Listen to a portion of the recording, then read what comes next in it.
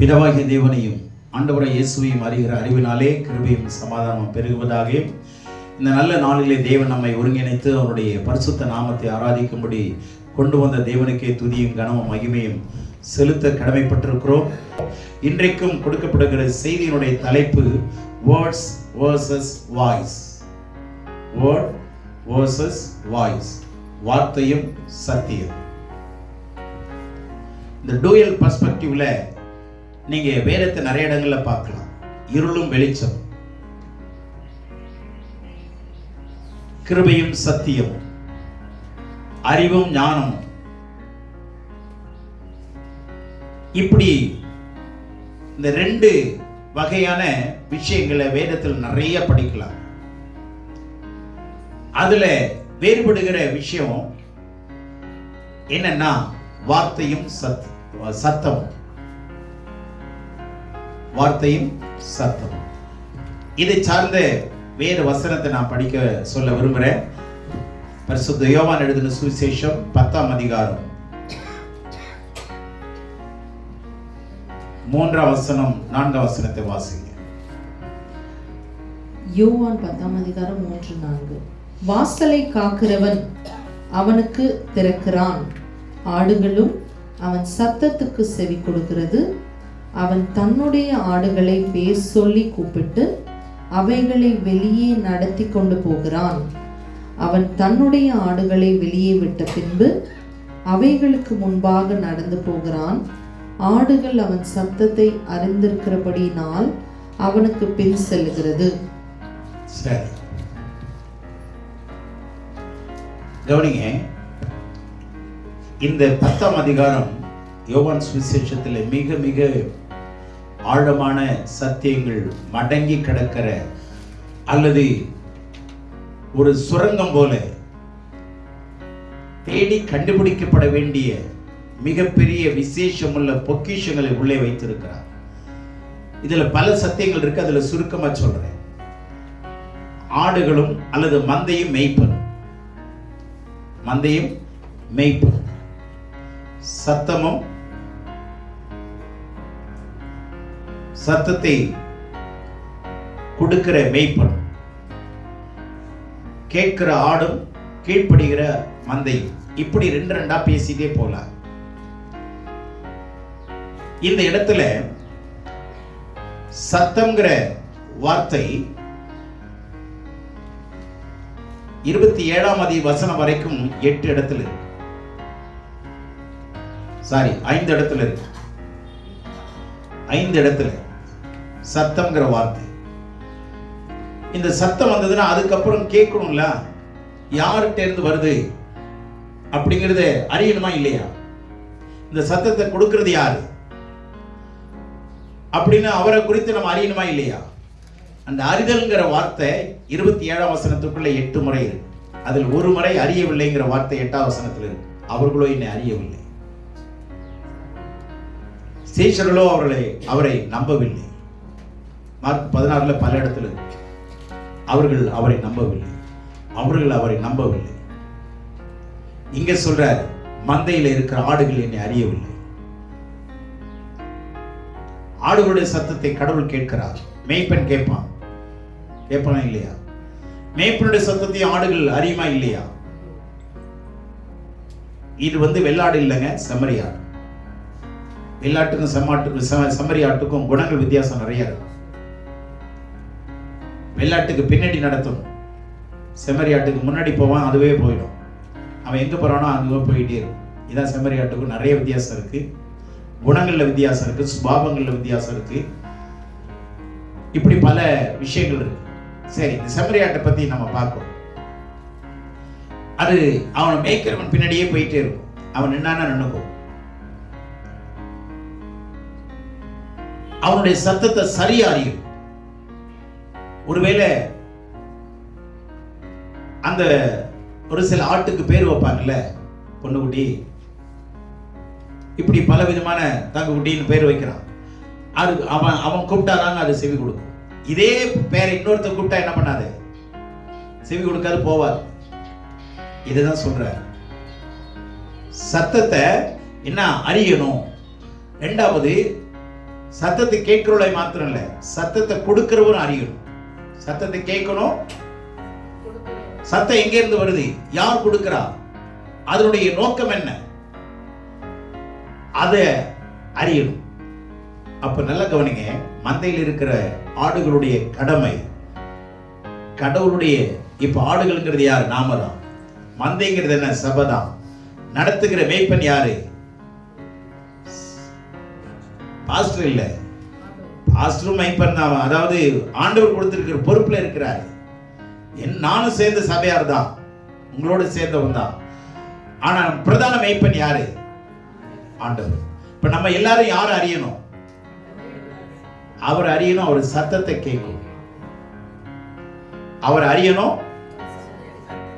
இது ரொம்ப முக்கியம். அவர் அறியணும், அவர் சத்தத்தை கேட்கும். இப்ப அவரை அறிகிற அறிவுக்கு போனா அது வேற பிரசங்கம் ஆயிடும். ஆனா இப்ப வார்த்தையும் சத்தம்ங்கிற தலைப்பில் நான் உங்களோடு கூட பேச விரும்புகிறேன். பிதாவாகிய தேவன் ஆதியில ஆதாமை படைத்ததிலிருந்து மோசே வரைக்கும் அவர் பேசின சத்தத்தை மாத்திரம் கேட்டார். ஆகவே அந்த காலகட்டங்களில் தேவன் சத்தமாயிருந்தார்னு சொல்லலாம். ஆதாம் முதல் மோசே வரை தேவன் சத்தமாயிருந்தார். மோசேயிலிருந்து இன்றைய வரைக்கும், அதாவது இன்றைய வரைக்கும் இயேசு கிறிஸ்து பிறக்கிற வரைக்கும் வார்த்தையா இருந்தார். வார்த்தையா, ஏன்னா மோசே அப்புறம் தேவன் பேசுனதுல என்ன பண்ணிட்டாரு, எழுதிட்டாரா? அப்ப வார்த்தையா மாறிட்டாரா? சத்தம் என்னவா மாறிச்சு, வார்த்தையா மாறிடுச்சா? அந்த வார்த்தை நம்ம கைக்கு வந்துருச்சா? இப்ப இதுல இருக்கிறதெல்லாம் தேவனுடைய வார்த்தை. பொதுவா சொன்னா அப்படி எடுத்துக்கலாம். ஆனா இதுல பிசாசுடைய வார்த்தை இருக்கு, நீதிமான்களுடைய வார்த்தைகள் இருக்கு, பரிசுத்தவான்களுடைய வார்த்தைகள் இருக்கு, தேவதூதருடைய வார்த்தை இருக்கு, நிறைய வார்த்தைகள் இருக்கு. ஆனா அதுல பொறுக்கி எடுத்து பாத்தீங்கன்னா இது வேதம்னு நம்ம எடுக்கிறோம் இல்லையா? ஆக கடவுளுடைய வார்த்தைகள் நிறைய இருக்கு, கடவுளை சார்ந்துதானே எழுதியிருக்கு. அப்போ தேவனுடைய வார்த்தைகள் நிறைந்த புத்தகம் வேத புத்தகம். அல்லேலூயா. ஆகவே இந்த வார்த்தை மறுபடியும் இயேசு பிறக்கும் போது என்னவா மாறினது, மாம்சமாக மாறினது. வார்த்தை யோவான் 1:1 படியும், யோவான் சுவிசேஷம் 1ஆம் அதிகாரம் 14ஆம் வசனத்துல, 1ஆம் வசனத்துல வார்த்தையா இருந்தவர், 14ஆம் வசனத்துல அந்த வார்த்தை மாம்சமாகி கிருபையினாலும் சத்தியத்தினாலும் நிறைந்தவராய், he was full of grace and full of truth. கிருபையினாலே நிறைஞ்சிருந்தாரு, சத்தியத்தினாலே நிறைஞ்சிருந்தார். இதான் ரொம்ப முக்கியம். அப்ப வார்த்தையில ரெண்டு இருக்கு, கிருபையும் இருக்கு. புரிந்து கொள்ளுங்க, அங்க டூயல் பர்ஸ்பெக்டிவ் நல்ல கவனிங்க. ரெண்டு விதமான கண்ணோட்டத்தை மறந்துடாதீங்க. கிருபைங்கிற கண்ணு ஒண்ணு, சத்தியங்கிற கண்ணு ஒண்ணு. இப்ப சத்தியங்கிற கண்ணு இல்ல, ஒரு கண்ணு தான் இருக்குன்னா அதுங்களுக்கு பேர் என்ன சொல்லுவாங்கன்னா நீங்களே தெரிஞ்சுக்குவீங்க இல்லையா? அப்போ கிருபைங்கிற கண்ணை மாத்திரம் வச்சுக்கிட்டு இருந்தா நீங்க தெய்வத்தை பார்க்க முடியாது. சத்தியத்தின் வழியாக தான் தெய்வத்தை பார்க்க முடியும். அல்லேலூயா. ஆகவே இதுல ரெண்டு விஷயத்தை நல்லா புரிந்து கொள்ளுங்க. இப்போ இந்த ஆண்டவர் மாம்சமாய் வந்தவர் மறுபடியும் தேவனிடத்தில் போய்விட்டாரா? இப்ப பரிசுத்த ஆவியானவர் அனுப்பப்பட்டு நம்மோடு கூட இருக்கிறார், சரியா? ஆனா இந்த வார்த்தைகள் நம்ம கையில கொடுக்கப்பட்டிருக்கா? வார்த்தைகள் இன்றைக்கும் நம்ம கையில கொடுக்கப்பட்டிருக்கா? பழைய ஏற்பாடு புதிய ஏற்பாடு. இப்ப கவனிங்க, இந்த வார்த்தை வச்சுதான், இதுதான் கண்ணாடி. இந்த வார்த்தைங்கிறது தான் கண்ணாடி. இப்ப ஒரு வார்த்தையை நீங்க கேட்டுட்டே இருந்தீங்கன்னா யார் பேசுறதுன்னு கேட்பீங்க, அல்லது கொஞ்ச நாள் கழிச்சு இது யார் பேசுறாருன்னு சொல்லிடுவீங்க. நீங்க போன் கால்லேயே தெரிஞ்சிடும். பேரை சொல்லதுனாலும் உடனே பேரை சொல்லி இன்னார் தானே பேசிட்டு இருக்கிற அப்படி, சரியா? அப்போ நம்ம பழக பழக குரலை அறிந்து கொள்ள முடியும், சத்தத்தை அறிந்து கொள்ள முடியும், பழக பழக. சரி, இப்ப கடவுள் நம்மோடு கூட எப்படி பழகிறார் என்றால் வார்த்தையின் வழியாக பழகுகிறார். எதன் வழியாக? எந்த வார்த்தையின் வழியாக? நியூஸ் பேப்பர் இல்ல, கதை புத்தகம் இல்ல, கல்கண்டா இல்ல, அதெல்லாம் எழுதினவங்களை பத்தி நம்ம வாசிடலாம், அறிந்து கொள்ளலாம். ஆனா கடவுளை பத்தி அறியணும்னா கடவுள் எழுதின வார்த்தைகளை புரிந்து கொள்ளு. கடவுள் எழுதின வார்த்தைகள் வழியாக நீங்க போக மறுக்கிறீங்கன்னா கடவுளை அறியவும் முடியாது, அவருடைய சத்தத்தை கேட்கவும் முடியாது. அப்ப அறிய முடியாது, கேட்க முடியாதுன்னா அந்த ஆடு என்ன ஆடு? குருட்டாடு. என்ன ஆடு? ஆமா, குருட்டாடு. அப்புறம் அந்த ஆடு திருட்டாடா மாறிடும். நல்லா புரிந்து கொள்ளுங்க. இவங்க தான் என் தாய், இவங்க தான் என் தகப்பன், தெளிவா தெரிஞ்சு கொள்றோம். இவர் தான் என்னுடைய கணவர், இவர் தான் என் பிள்ளைங்க, தெளிவா இருக்கு. சரியா?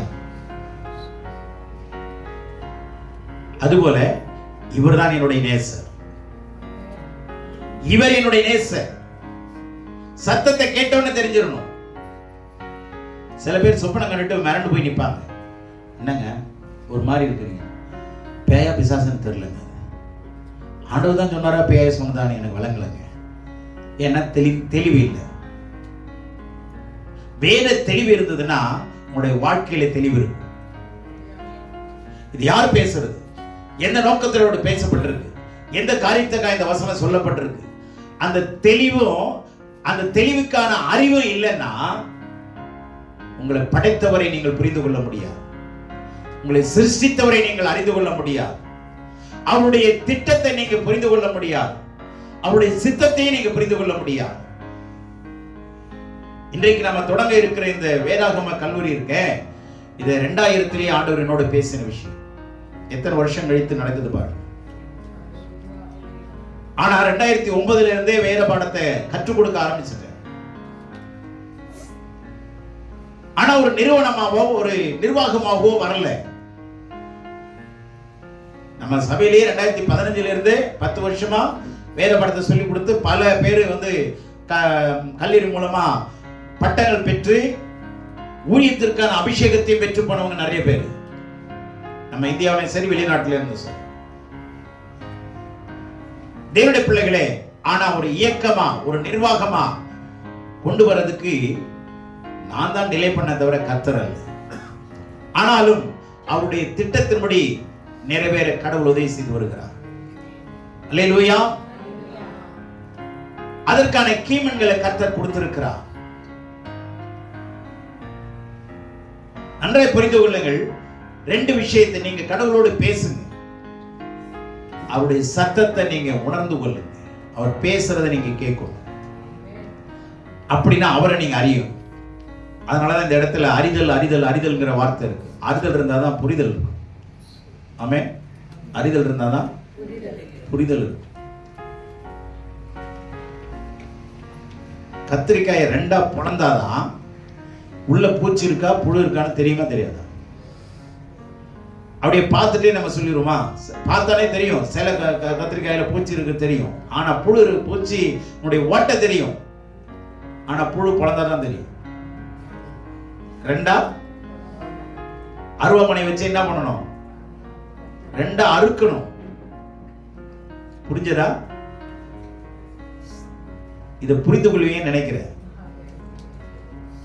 அறுத்தாதான் உள்ள என்ன இருக்குன்னு தெரியும். அந்த வகையை இருக்கிறது எதுன்னா வசனம் தான்.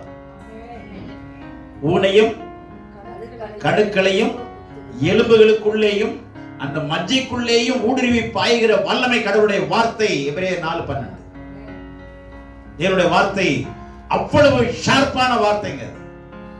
எலும்புக்குள்ளேயும் ஊடுருவி போகக்கூடிய வல்லமை, குணமாக்கக்கூடிய வல்லமை, விடுதலையாக்கக்கூடிய வல்லமை, சுகமளிக்கிற வல்லமை, ஆசீர்வதிக்கிற வல்லமை, உங்களை அரங்கேற்றுகிற வல்லமை, அரவணைக்கிற வல்லமை, எல்லாமே எதுக்குள்ளதான் இருக்கு? வார்த்தைக்குள்ளதான் இருக்கு. அல்லேலூயா. ஆகவே இந்த வார்த்தையின் வழியாக கடவுளை கற்றுக்கொள்ளுங்கள். வார்த்தையின் வழியாக கடவுளோடு கூட உறவாடுங்கள். வார்த்தையின் வழியாக உறவை மேம்படுத்துங்கள். அல்லேலூயா. அதனாலதான் நான் சுருக்கமா சொல்றேன், வேதத்தை நேசிக்கிறதும் தெய்வத்தை நேசிக்கிறதும் ஒன்று. வேதத்தோடு பழகிறதும் தெய்வத்தோட பழகிறதும் ரெண்டு ஒன்று. இதுக்கு நேரம் கொடுக்கலன்னா கடவுளோடு நீங்க பழகவும் முடியாது, கடவுளுடைய மனவாட்டியா மாறவும் முடியாது. எத்தனை ஜென்மம் எடுத்தாலும் மாற முடியாது. இருக்கிற இந்த ஒரு பிறவிக்குள்ளேயே மறுரூபம் அடையும்படி பிரயாசப்படுங்க, மறுபடி பிறக்க பிரயாசப்படுங்க. கிறிஸ்தவங்க கோடிக்கணக்கானவங்க இருக்கிறாங்க, ஆனா மறுபடி பிறந்தவங்க எத்தனை நூற்றுக்கணக்கானவங்க யோசிச்சு பாருங்க. நீங்களே உங்க மனசாட்சி கேட்டு பாருங்களேன், நாம் கிறிஸ்தவனா அல்லது மறுபடி பிறந்த கிறிஸ்துவை உடையவனா? கிறிஸ்தவர்கள் ஏராளம் பேர் இருக்கிறாங்க, கோடிக்கணக்கான பேர் இருக்கிறாங்க, ஆனா மறுபடி பிறந்த கிறிஸ்தவர்கள் எத்தனை பேர்? யோசிச்சு பாருங்க.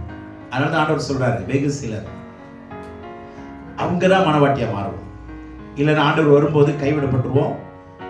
அதுக்கப்புறம் இன்னொரு சபை நடக்கும், அதுக்கு பாஸ்டர் யார் வருவாரோ தெரியாது, இல்ல அதே பாஸ்டர் இருந்தாருன்னா அதுவும் அலங்கோலமாயிரும். பாதி பேர் எடுத்துக்கொள்ளப்பட்டாங்க. நீங்களும் நானும் இருந்தோம்னா எப்படி இருக்கும்? இப்போ உங்க பக்கத்தில் இருக்கிறவங்க போயிட்டாங்கன்னு வச்சுங்களேன், நம்ம கதை என்ன ஆகும்? நம்மளா ஒருத்தர் பார்த்து என்ன சொல்லுவோம்? சொல்லுங்க, எப்படி இருக்குன்னு யோசிச்சு பாருங்க. நேற்று நைட்டு போயிட்டாடா, ஆண்டவர் வந்துட்டாரோ, நம்மளாம் தூங்கிட்டு தான் இருந்தோமோ, ஐயோ நம்ம போகலையா, எங்க அவங்கள காண இவங்கள காண போன போட்டு தேடி கிடக்கும். அது போன ரிங் ஆகிட்டே கிடக்கும், பேட்டரி இருக்கிற வரைக்கும், இல்லையா? அப்ப அந்த சூழ்நிலை வந்துச்சுன்னா என்ன ஆகுங்கிறத யோசிச்சு பாருங்க. அதனாலதான் வேதம் சொல்லுது, அவரை அறிந்து கொள்ளுங்க, அவருடைய சத்தத்தை கேளு, அவருடைய சித்தத்தை அறியுங்க. சத்தமும் அறிதலும் இருந்ததுன்னா அவருடைய சித்தத்தை ஈஸியா தெரிந்து கொள்ளலாம். சத்தத்தை நீங்க கேட்டு அவர் அறிந்து கொண்டீங்கன்னா அவருடைய சித்தத்தை நீங்க தெளிவா புரிந்து கொள்ள முடியும். எஜமானுடைய சித்தத்தை அறியாமலும், நீங்க லூக்கா 12:47 பாத்தீங்கன்னா, எஜமானுடைய சித்தத்தை அறிந்தும் அதன்படி செய்யாமலும் இருக்கிற ஊழியக்காரனுக்கு அநேக அடிகள் அடிக்கப்படும். அறியணும், செய்யணும். அப்போ அவருடைய சித்தத்தை அறியணும்னா அவருடைய வார்த்தையை பாருங்க, சத்தத்தை கேளு. இப்ப ஆண்டவர் நம்முடைய கையில வார்த்தையை கொடுத்துட்டாரா? இப்ப வார்த்தைகளோடு பழகும் போது நல்லா கவனிங்க, வார்த்தைகளோடு பழகும் போது கடவுளுடைய மெல்லிய சத்தத்தை உங்களால கேட்க முடியும். மெல்லிய சத்தத்தை கேட்கணும்னா அந்த சூழ்நிலை எப்படி இருக்கணும்னு கொஞ்சம் சொல்லுங்க பார்க்கலாம். எல்லாருக்கும் கேட்கணும்னு நினைக்கிறேன். கேக்குதா? ஏன் கேக்குது? அதே மாதிரி உங்க உள்ளத்தை சைலண்டா நிறுத்த பாரு, அப்ப கடவுளுடைய சத்தம் கிளியரா கேட்கும். இது நமக்கு புரிஞ்சது.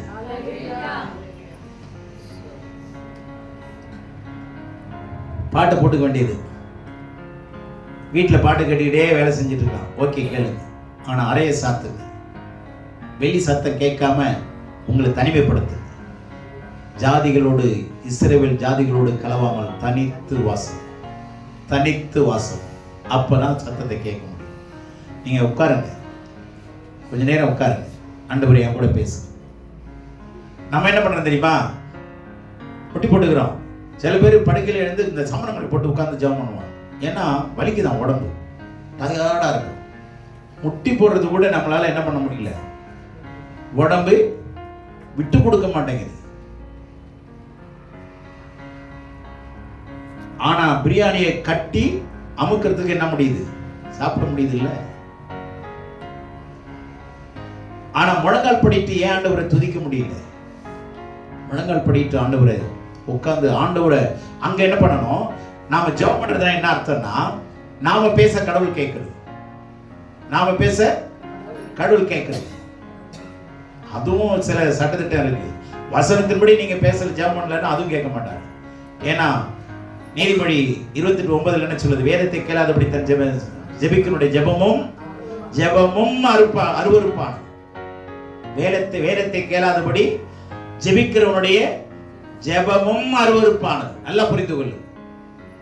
அப்ப வேதத்தை நீங்க கேட்கல, படிக்கல, அதுல தாக்கமா இல்லை, ஏக்கமா இல்லை, விருப்பமா இல்லை, எப்பயாவது நான் வேதத்தை தொடறேன் அப்படின்னா எப்பயாவது தான் கடவுளுடைய பிரசனத்துக்குள்ள வரீங்க. அது உங்களுக்கு பாதுகாப்பு கொடுக்காது. எப்பயாவது ஸ்கூலுக்கு போகலாம், எப்பயாவது வேலைக்கு போகலாம், சம்பளம் வருமா? வராது. ஒழுங்கு இருக்கும், எல்லாத்துக்குமே ஒரு ஒழுங்கு இருக்கும். ஒழுக்கம் உள்ள ஒரு இடம் எதுன்னா வேதத்தை ஆராய்கிறவன் தாங்க ஒழுக்கமா வாழ முடியும். வேதத்தை நீங்க ஒழுங்கா படிங்க, ஒழுக்கமா வாழ ஆரம்பிச்சிருங்க. ஏன்னா கடவுள் பயம் நமக்கு உண்டாகும். ஏன்னா கடவுளை அறிகிறோம், அவர் எப்படிப்பட்டவர், இரக்கம் உள்ளவர் தான், அதே சமயத்துல கண்டிப்புள்ளவருங்கிறத மறந்துடாதீங்க. தயவும் கண்டிப்பும், அங்கேயும் 2 கண்ணோட்டம் இருக்கு பாருங்க. ரோமர் 11:22 அவருடைய தயவையும் அவருடைய கண்டிப்பையும் பாருங்க. இரு விதமான கண்ணோட்டங்கள் வேதத்தில் நிறைய இருக்கு. தயவும் கண்டிப்பையும் பாருங்க, கிருபையும் சத்தியத்தையும் பாருங்க. இதெல்லாம் வேதத்தை நீங்க படிக்கணுங்க. வேதத்தை சும்மா வீட்டுல வச்சுக்கிட்டு உட்கார்ந்து இருந்தீங்கன்னா வேதம் உங்களோடு பழகாது. வேதத்தோடு நாம தான் பழகும். ஏன்னா வேதத்துல வார்த்தைகள் தான் இருக்கு. இந்த வார்த்தையை படிக்கிறவங்க நாம தான். அதுக்குதான் கடவுள் நமக்கு வேதத்தை கொடுத்திருக்கிறார் நம்முடைய கரங்களிலே. இதுதான் யூதர்களுக்கு மேன்மைன்னு சொல்லி ரோமர் 3ஆம் அதிகாரத்தில் இருக்கு பாருங்க. என்ன சொல்றாரு? யூதருடைய மேன்மை என்னன்னு கேட்கிறார். யூதருடைய மேன்மை என்ன? அங்க ரோமர் 3ஆம் அதிகாரத்துல என்ன அழகான ஒரு வார்த்தை இருக்கு பாருங்க. 2ஆம் வசனத்துல, அது எவ்விதத்தில் மிகுதியாய் இருக்கிறது, தேவனுடைய வாக்கியங்கள் அவரிடத்தில் ஒப்புவிக்கப்பட்டது விசேஷித்த மேன்மையாமே. ரோமர் 3ஆம் அதிகாரம் 2ஆம் வசனம், அது எவ்விதத்திலும் மிகுதியா இருக்கிறது, தேவனுடைய வாக்கியங்கள் அவர்களிடத்தில் ஒப்புவிக்கப்பட்டது விசேஷித்த மேன்மையாமே. தேவனுடைய வாக்கியங்கள், தேவனுடைய வார்த்தைகள், தேவனுடைய புத்தகம் உங்க கையில என் கையில கொடுக்கப்பட்டிருக்கிறது. மகா மேன்மையான விசேஷமான மேன்மை. So precious. Hallelujah. ஆமா, விசேஷித்த மேன்மை உங்க கையில கொடுக்கப்பட்டிருக்கிற வேத வார்த்தை. இந்த வார்த்தையின் மூலமா தான் மனுஷனை மாற்ற முடியும். மனங்கள் மாத்தாது, கடவுளுடைய வார்த்தை ஒன்று மாற்றிவிடும். அல்லேலூயா. நான் கடவுளுடைய வார்த்தையை படிக்க என்னுடைய சீர்கேடுகள் எல்லாம் மாற்றி கடவுளினை அமைத்துக் கொண்டு வருகிறார் தான் நான் உணர முடியும். ஆரம்பத்தில் இருந்த அனுபவம் வேற. ஆண்டவருடைய அறிவை அடைய நாம என்ன மாறுவோம்? தங்கத்தை போல மாறுவோம். தங்கத்தை தேடிட்டு இருக்கிறோம். ஆண்டவர் சொல்றாரு, நீ ஏன் தங்கத்தை தூக்கி உடம்புல மாட்டிக்கிட்டு சுத்தி திரியிற? காதோட கையோட பிச்சுக்கிட்டு போயிடுவான். ஆனா நீயே தங்கமா மாறு. நான் உன்னையே என்னவா மாத்துறேன்? தங்கமா மாத்துறேன். பேரு தங்கம்னு இருக்கும். வார்த்தையில பித்தளை கூட கெட்டு போயிடும், மோசமா இருக்கும். பேர் நல்லா வச்சிருப்பாங்க, இல்ல நான் சொல்லுது. சில பேர் பேர் கேட்டபடி வாழ்கிறவங்க இருக்காங்க. தங்கத்தை போல நல்ல குணாதிசயம் உள்ளவங்க இருக்காங்க. நான் பார்த்திருக்கேன். வாலிப வயசுங்க ஒரு பொண்ணு, உன்னை பொண்ணு பார்க்க வராமா, மாப்பிள்ளை அழைச்சிட்டு வரேன். ஐநா இருக்குது. நான் எதிர்பார்க்கவே இல்லைங்க. கட்டுன துணியோடு இருந்தது. நான் கேட்டேன், ஏமா கொஞ்சம் கூட துணியை மாற்றக்கூடாதா, கொஞ்சம் அலங்காரம் பண்ணிக்கூடாதான்னு கேட்டப்போ அந்த சின்ன பொண்ணு சொன்னிச்சு, என்னைய மாற்றி நான் ஏமாற்ற விரும்பல. இருக்கிற மாதிரி என்னை பார்த்து பிடிச்சதுன்னா அவரை ஏத்துக்க நான் விரும்புறேன். என் அலங்காரத்தை பார்த்து என்னைய பிடிக்குதுன்னு சொல்றவங்கள எனக்கு வேணாம். என்ன பொன்னாலான எழுத்துக்கள் தெரியுமா? அதெல்லாம் ஆச்சரியப்பட்டங்க. இப்படி ஒரு பிள்ளை உலகத்தில் இருக்கா? அது பிள்ளை இந்து பிள்ளைங்க. ஆனா ஆண்டவரை மறைமுகமா ஸ்கூல்ல ஏற்றுக்கொண்ட பிள்ளை. என்ன அருமையான வார்த்தை. பிரசன்னம் நம்மளை உருவாக்குது பாருங்க. வார்த்தையினால உருவாக்கப்படுது. அல்லேலூயா. ஆகவே நம்முடைய கையில தேவன் எதை கொடுத்திருக்கிறாரு? விசேஷித்த மேன்மை. சொல்லுங்க, என்ன மேன்மை? கொஞ்சம் கையை உயர்த்தி வசனத்தை உயர்த்தி சொல்லுங்களேன். இது என்ன மேன்மை? இது விசேஷித்த மேன்மை. ஆமா. அப்படின்னு என்ன அர்த்தம் தெரியுமா? உலகத்திலே இதுக்கு ஈடான மேன்மை எதுவுமே இல்லை. இதுக்கு ஈடான மகத்துவம் எதுவுமே இல்லை. இதை பத்தி நான் வேதத்தை சரித்திரப்படி அல்லது உலக தலைவர்கள் சொல்ற கூற்றெல்லாம் சொன்னா நேரம் பத்தா. இங்கிலாந்து ராணி சொல்றாங்க, எங்களோட இங்கிலாந்து தேசத்தின் மகிமை பரிசுத்த வேதாகம். இத்தாலி தேசத்தை சேர்ந்த கரிபால்டி ஒரு எழுத்தாளர் நினைக்கிறேன், அவர் சொல்றாரு, என்னுடைய இத்தாலி தேசத்தினுடைய மேன்மை என்னன்னா பரிசுத்த வேதாகமம் பீரங்கின்னு சொல்றாரு. இது என்னது? ஆமா, இத்தாலியனுடைய பீரங்கி எதுன்னா பரிசுத்த வேதாகமம். என்னுடைய பிள்ளைகளை கவனிங்க, உலகத்தை வென்ற புத்தகம் அது. புத்தகங்களுக்கெல்லாம் புத்தகம் இது ஒன்றுதான். உலகத்திலே நீங்க விசாரிச்சு பாருங்க, நம்பர் 1 புத்தகம் கொடுங்கன்னு போய் இங்கிலாந்து தேசத்துல லைப்ரரியில கேளுங்க. நம்பர் 1 எந்த புத்தகம் அது கொடுங்கன்னு சொன்னா பைபிள் தான் கொடுப்பாங்க. ஏன் தெரியுமா? நம்பர் 1 அழகின் உலக அழகை கண்டுபிடிக்கிறாங்களா இல்லையா? அழகு வச்சா அளவீடுகளை வச்சு தலை இவ்வளவு இருக்கணும், ஷோல்டர் இவ்வளவு இருக்கணும், செஸ்ட் இவ்வளவு இருக்கணும், இடுப்பு இவ்வளவு இருக்கணும், இவ்வளவுக்கு அளவீடுகள் இருக்கு இல்லையா? இந்த அளவீடுகள் இருந்தாதான் அவங்க அழகுன்னு சொல்றாங்க. அழகு வச்சு இல்லை, நம்மளால அழகா இருக்கிறான். கடைசியில 3 மாசம் வாழ்ந்துட்டு கொடுமைன்றான். ஒரு பிச்சைக்கு அறிந்து கொள்ள வேண்டிய விஷயம் நிறைய இருக்குங்க. ஆகவே நன்றாய் புரிந்து கொள்ளுங்க, வேதம் நம்ம கையில கொடுக்கப்பட்டிருக்கு. எதுக்குன்னா உங்களை படைச்சவர் அறிந்து கொள்றது, உங்களை உண்டாக்கினவர் அறிந்து கொள்றதுக்கு. உலக தோற்றத்துக்கு முன்னே தெரிந்து கொண்டவர், அவருடைய சாயலுக்கு இணையாக நம்மை மாற்றும்படிதான் கடவுளுடைய வார்த்தை நம்ம கையில கொடுக்கப்பட்டிருக்கு. இந்த வாலிப நாட்களிலே உன் சிறுசேகரன் என்ன, வாலிபன் எதனால் தன் வழியை சுத்தம் பண்ணுவான்? வசனத்தின்படி தன்னை காத்துக் கொள்கிறதுனால் தானே. அதனாலதான் 3ஆம் வசனம் சொல்லுது, யோவான்ல என்ன சொல்லுது? வாசலை காக்கிறவன் அவருக்கு, யார் மந்தை மேய்க்கிறவனுக்கு திறக்கிறான். வாசலை காக்கிறவன். 143 சங்கீதம் 1ஆம் வசனம் படிங்க.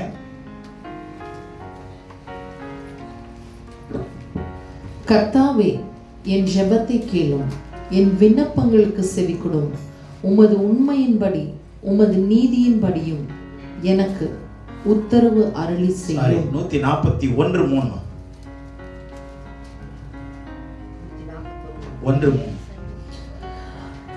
கர்த்தாவே, என் வாய்க்கு காவல் வையும், என் உதடுகளின் வாசலை காத்துக்கொள்ளும். இப்போ மனுஷனுக்கு எது வாசல்?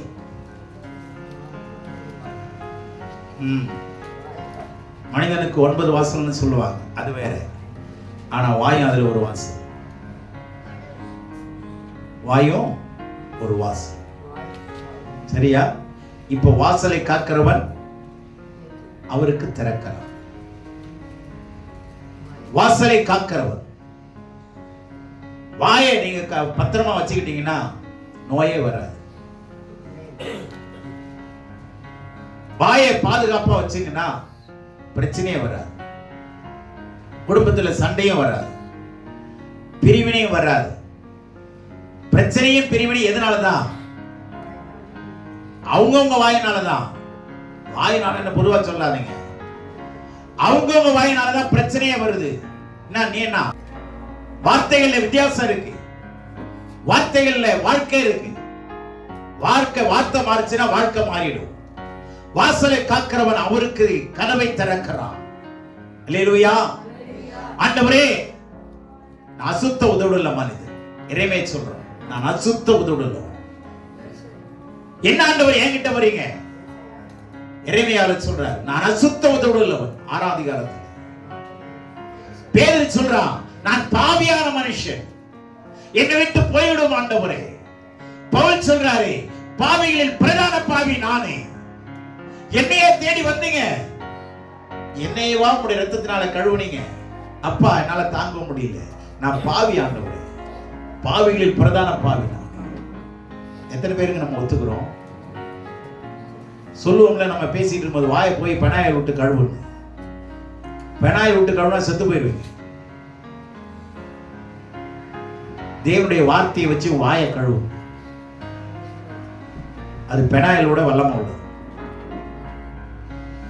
கடவுளுடைய வார்த்தையை மனுஷனை சுத்தமாக்கக்கூடிய வல்லமை உள்ளது. கடவுளை மனிதனை அலங்கரிக்கக்கூடிய ஒரு பொருள் எதுன்னா வார்த்தை தான்.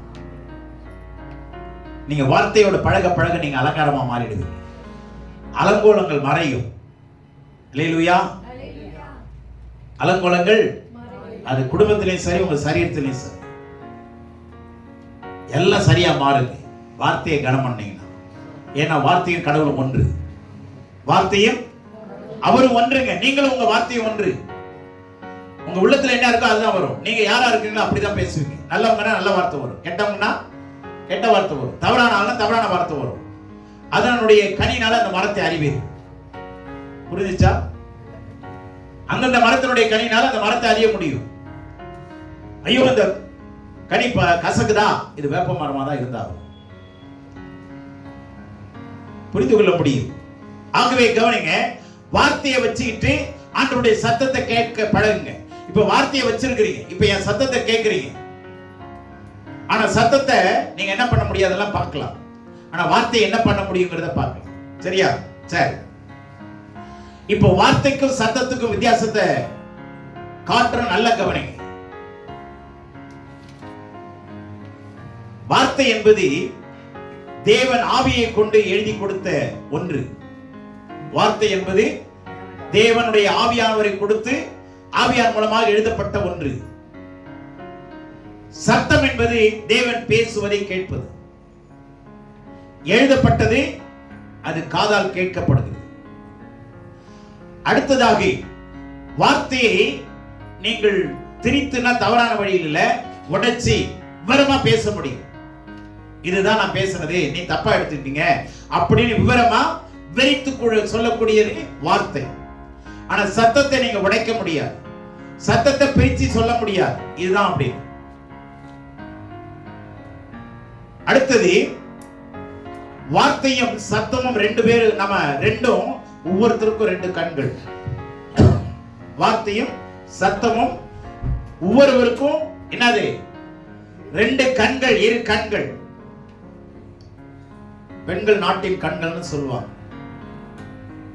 பெண்கள் நாட்டுக்கு என்னவா? கண்கள் தான்.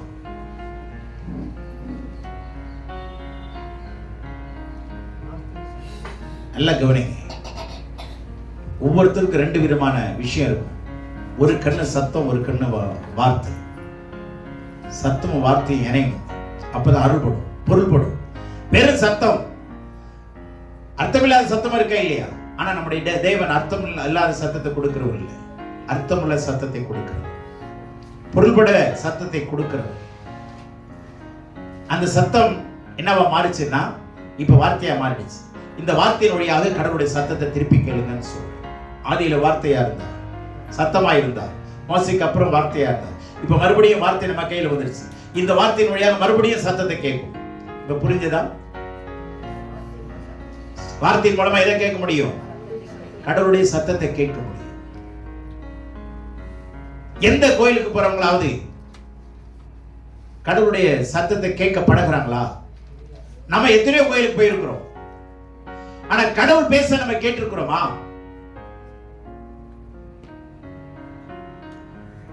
ஏன் கேட்க முடியாது? எல்லா கடவுளும் உயிர் இல்லை. உயிர் இருந்தா கண்டிப்பா பேசுவாங்க. ஆனா நம்முடைய ஆண்டவர் இயேசு முன்னாடி உயிரோடு எழுந்தார். இல்லையா? கூட சொல்ல மாட்டீங்க. நம்முடைய ஆண்டவர் முன்னாடி நாளிலே சொன்னபடியே மெய்யாகவே உயிர்த்தெழுந்தார். அல்லேலூயா. உலகத்துல வேற யாரும் இல்லை, அதனாலதான் அவர் சொன்னார். ஆகவே நான் சொல்றேன், அவர் இன்னைக்கு உயிரோடு இருக்கிறார். அப்ப உயிரோடு இருக்கிறவர் அவரோடு பழகினா அவர் பேச கேட்போமா இல்லையா? பல நேரங்களில் கடவுளோடு பேசி இருக்கிறார், பல விதங்களில். சத்தத்தை கேட்டு பழகுங்க. சத்தத்தை கேட்டு பழகிறவர்கள் கடவுளுடைய சாயலை அணிந்து கொள்வார்கள். அல்லேலூயா. ஆகவே வார்த்தையின் சத்தமும் ஒவ்வொரு மனிதனுக்கு ரெண்டு கண்கள். வார்த்தை என்பது அவரவர் மொழியில் எழுதப்பட்டது அல்ல. ஏன்னா ஆண்டவர் தேவன் பேசின வார்த்தை எபிரேய வார்த்தை தான் கடவுள் பேசினார். எபிரேய வார்த்தை தான் பேசினார். புரியுதுங்களா? இப்ப எல்லாருக்கும் அவங்க மொழியில பேசல, வார்த்தையை கொடுக்கல. ஆனால் சத்தம் என்பது அவரவருடைய மொழியிலே கடவுள் பேசுவார். தேவன் பேசுனது எபிரேய மொழியா இருந்தாலும், இயேசு பேசுனது எபிரேய மொழியா இருந்தாலும், அராமிக் மொழியா இருந்தாலும் அவரவர் மொழியில ஆண்டவர் பேசுவார். புரிந்ததா? நீங்க அப்போஸ்தலர் 2ஆம் அதிகாரத்துல பார்க்கலாம். எல்லா தேசத்தாரும் ஒண்ணா கூடி வந்தார்கள். ஆனா அவரவருடைய மொழியிலே அவர்கள் பேசுகிறதை கண்டார்கள். புரிந்து கொள்ளுங்க, வார்த்தை ஒரே மொழிதான். சத்தம் பல மொழியிலிருந்து பேசக்கூடியவர்களிடத்துல பேசப்படுகிறது தான் சத்தம். நீங்க தெலுங்குனா கடவுள் உங்களோட தெலுங்கோட பேசுவார். உங்களிடத்துல தனியா பேசும்போது கன்னடம்னா கன்னடத்துல பேசுவோம். அவங்களுடைய தாய்மொழியில கொடுக்கப்படுகிற சத்தம் தான் ஆண்டவர் உங்களோட பேசுறது. இப்ப புரிஞ்சதா? அடுத்ததாக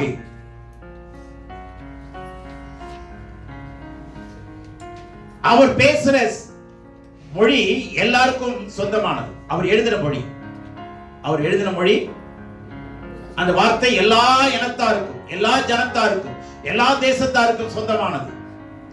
இந்த இனத்துக்கு தான் சொந்தம். இன்னைக்கு சொல்றாங்களே இந்த கடவுள் எங்க கடவுளே. இன்னைக்கு சமஸ்கிருதம் யாருதுன்னு சொல்றாங்க.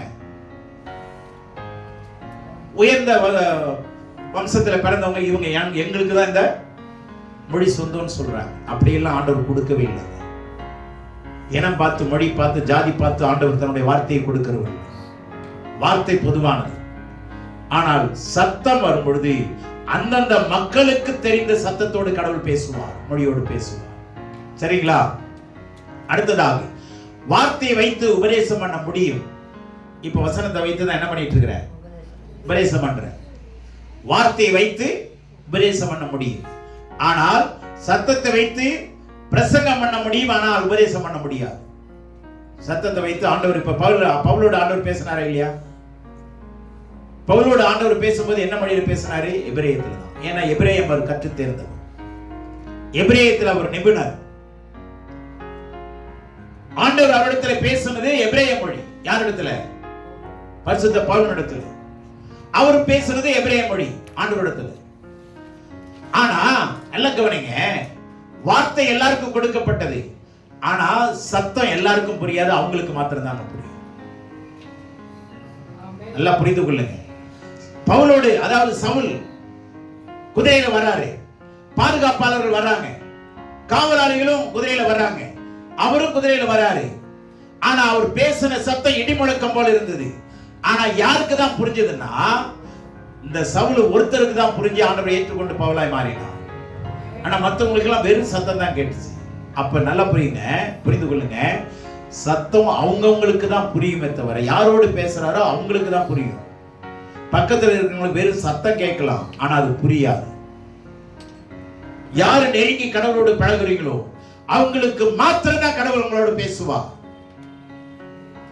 மற்றவங்க பேசும்போது இருக்கிறவங்க கூட இருக்கிறவங்களுக்கு தெரியாது என்ன பேசுறாங்க, என்ன அறிந்து என்ன புரிதல் தெரியாது. அதனால சத்தம் ரொம்ப முக்கியம். அவங்கவுங்க மொழியில கடவுள் பேசுவா. இது புரிஞ்சா? ஆகவே நம்முடைய ஆத்மாவுக்கு 2 கண்கள் போல 2 அறிவு இருக்கும். 2 கண்கள் போல 2 அறிவு இருக்கும். என்னது? ஒன்று வார்த்தை, இன்னொன்று சத்தம். சத்தத்தை குறித்த அறிவு, வார்த்தையை குறித்த அறிவு நமக்கு இருக்கணும். சத்தத்தை குறித்த அறிவும் வார்த்தையை குறித்த அறிவு. ஆகவே வார்த்தை என்பது பார்க்கிற அனுபவம், சத்தம் என்பது கேட்கிற அனுபவம். இப்ப ஒரு பொண்ணை பார்க்கிறோம், பார்த்துட்டு வந்தோடனே அவங்கள்ட்ட பேச பிரயாசப்படுறோம். இப்ப பார்க்கிற அனுபவம் வேற, கேட்கிற அனுபவம் வேற. சரிதானே? அப்ப வார்த்தை என்பது பார்க்கிற அனுபவம். அதனாலதான் கடவுள் சொல்றாரு, பார் பார் பார்னு சொல்றது பல இடங்கள்ல. பார், நான் உன்னை பிடுங்கவும் இடிக்கவும் அழிக்கவும் கவுக்கவும் கட்டவும் நாட்டவும் ஏற்படுத்தினேன், பார் அன்று சொல்றாரு. வந்து பார். அதனால கவனிங்க, ஆண்டவரை வந்து பார், கம் அண்ட் see, வந்து பார். வெந்து போனவனே நீ வந்து பார் சொல்லுங்க. ஆகவே அடுத்ததாக சொல்ற, நல்லா கவனிங்க, வார்த்தை என்பது உங்களுடைய கேரக்டர், உங்களுடைய சுபாவத்தை பத்தி கவலைப்படும். வார்த்தை என்பது உங்க சுபாவத்தை பத்தி கவலைப்படும். ஐயோ கோபக்காரனா இருக்காங்க, வெறி பிடிச்சவனா இருக்காங்க, திருந்த மாட்டாங்கறானேன்னு கவலைப்படும். ஆனா சத்தம் அப்படி செய்யாது, இது கவலைப்படாது. இப்ப ஃப்ரெண்ட்ஸுங்க இருக்கிறான்னு வச்சுங்களேன், உங்க சுபாவத்தை பத்தி அவன் கவலை இல்லை. நீ யாராயிரு மச்சான், நீ யாராயிரு, ஆனா என் கூட இரு சொல்றானா இல்லையா? ஆனா வார்த்தை வந்துட்டோன்னே இல்ல இடத்த மாத்து, அவங்க கூட பழகாத, துன்மார்க்கனோட பழகாத, மாத்துதா இல்லையா? புரிதல் பாருங்க. வார்த்தை நம்மளை கடவுளை போல உருவாக்கும். அல்லேலூயா. அடுத்ததாக வார்த்தையை கேட்டு வளர முடியும். சத்தத்தை கேட்டு உள்ளே வர முடியும். சத்தத்தை கேட்டு, என் சத்தத்தை கேட்டா நான் உள்ளே பிரவேசிப்பேன். இப்ப சத்தத்தை கேட்டு உள்ளே வரலாம், ஆனா வளர முடியாது. உள்ளே வரலாம், சர்ச்சுக்கு வரலாம், சத்தியத்தை கேட்கலாம், ஆனா கீழ்ப்படியல, வார்த்தையை பத்தி புரிஞ்சுக்கல, கடவுள் யாருங்கிறது அறியலன்னா என்ன பண்ண முடியாது? வளர முடியாது. அதனால வார்த்தை கேட்டு வளரலாம். வளர்றதுக்கான விஷயமே வார்த்தை தான். ஒரு விதையை போட்டீங்கன்னா தண்ணி ஊத்தணும். அந்த தண்ணி ஊத்துறதா இது வேறங்கிற வார்த்தை. வார்த்தை தான் ஜீவ தண்ணி. வார்த்தை தான் ஜீவ தண்ணி. வார்த்தை தான் நமக்கு ஆகாரமாவும் இருக்கு, ஜீவ ஆகாரமாவும் இருக்கு, ஜீவ அப்பமாவும் இருக்கு, ஜீவ தண்ணீராவும் இருக்கு. அல்லேலூயா. வார்த்தையை கேட்டு பழகு. வார்த்தையை பார்க்கிற அனுபவம் இருக்கும், சத்தத்தை கேட்கிற அனுபவம் இருக்கும்.